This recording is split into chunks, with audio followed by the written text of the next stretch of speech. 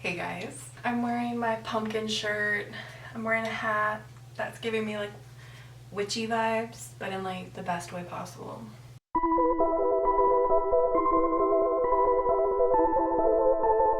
Welcome back to Vlogtober. I love it. If you don't know, I am doing a full month of uploads every day of October, and we are doing a creepypasta reading every single week. By the time Halloween rolls around, you're gonna have a nice little playlist ready for you, and it's gonna be spooky and exciting. Toys and dolls, please no, please no. That's the one we're doing. I've always hated dolls, written by Devin Hoover.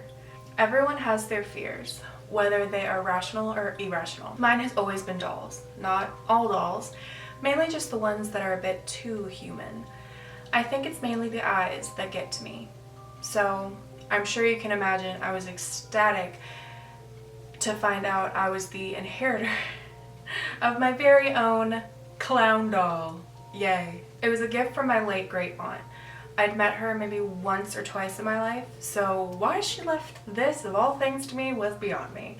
This doll was something straight from my nightmares. I mean, a doll was bad enough, but then you throw in the clown element as well.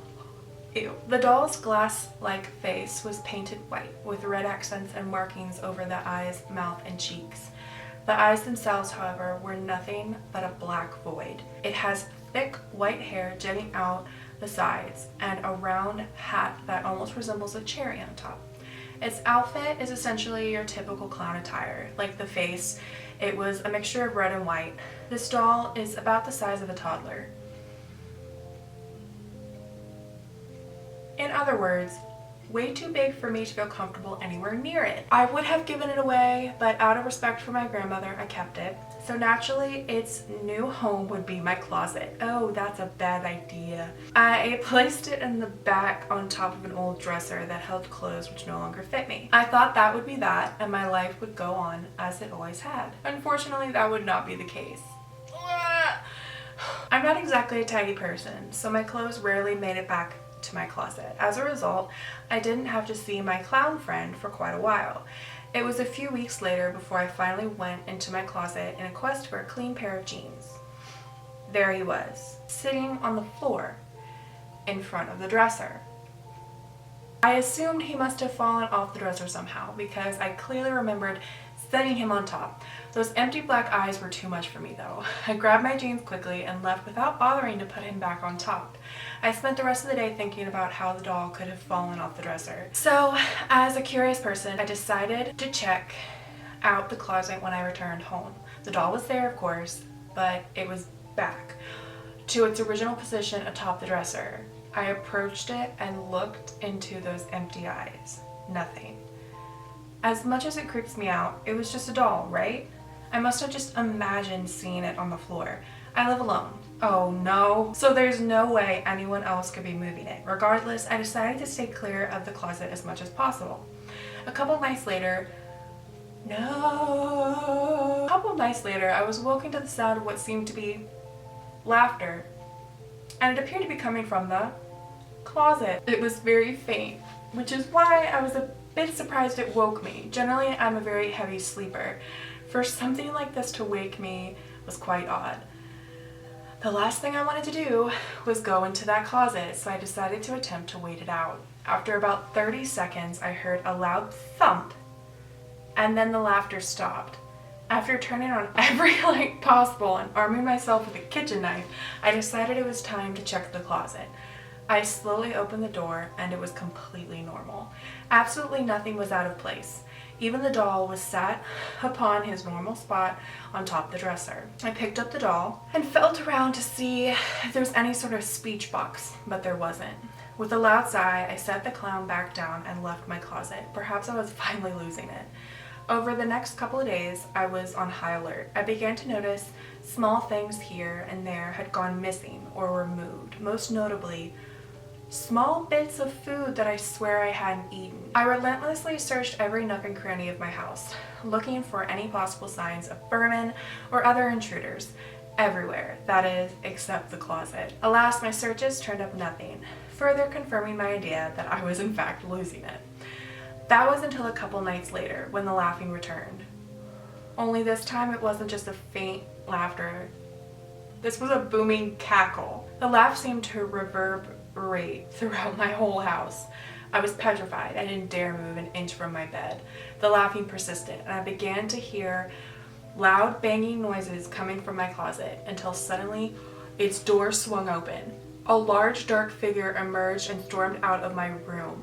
I heard it sprint through my house, opening my front door and leaving. As soon as this happened, the laughter stopped. After reminding myself to breathe, I was finally able to move from my bed. I approached the closet. What I found devastated me. My old dresser was no longer against the wall. Instead, it was now in the middle of my closet. And where the dresser had been was a hole. A hole easily large enough for a human to fit behind, but small enough that you would never notice if it was being covered up. Beside the hole was the doll, seated perfectly upright with one arm outstretched towards the hole. I didn't dare look into the hole, afraid of what I might find. Oh, instead I grabbed the doll and locked myself in the car as I called 911. You took the doll with you, okay. Police later confirmed my suspicions of what had happened. Someone had been living in my home. Inside the hole was a pallet where the person had been sleeping, as well as a small amount of trash. Worst of all, the person had a small collection of pocket knives. They were probably not meant to be used as weapons, but it is still not exactly comforting thinking about it. Since that night, my clown friend has not left my room. He now has a special perch on the table next to my bed. I'm not a huge fan of dolls, but perhaps they aren't all so bad. So this story went from like this doll was haunted and messing with you, and it turned out to not be a haunted doll story. It turned out to be a human being that was living in your home without your knowledge, and now you have a special place for your doll to sit in your room. I want to read another doll story, but I'm creeped. I found one. It's really highly rated. It is called Ickbarr Bigglestein, written by Stefan D. Harris. Here we go. I'm gonna be terrified. Let's do this. When I was a small child, I was terrified of the dark. I still am. Me too, homie. But back when I was around 6 years old, I couldn't go a full night without crying out for one of my parents to search beneath my bed or in my closet for whatever monster I thought was waiting to eat me. Even with the nightlight, I would still see dark shapes moving around the corners of my room, or strange faces looking in on me from my bedroom window. My parents would do their best to console me, telling me that it was just a bad dream or a trick of the light. But in my young mind, I was positive that the second I fell asleep, the bad things would get me. Are you okay? My cat was sighing so loud just then. Honey, it's okay.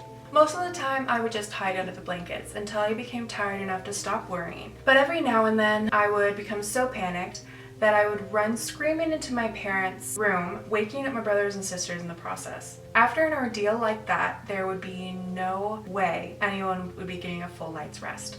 Eventually, after one particular traumatizing night, my parents had had enough. Unfortunately for them, they understand the futility in arguing with a 6-year-old and knew that they would be unable to convince me to rid myself of childish fears through reason and logic.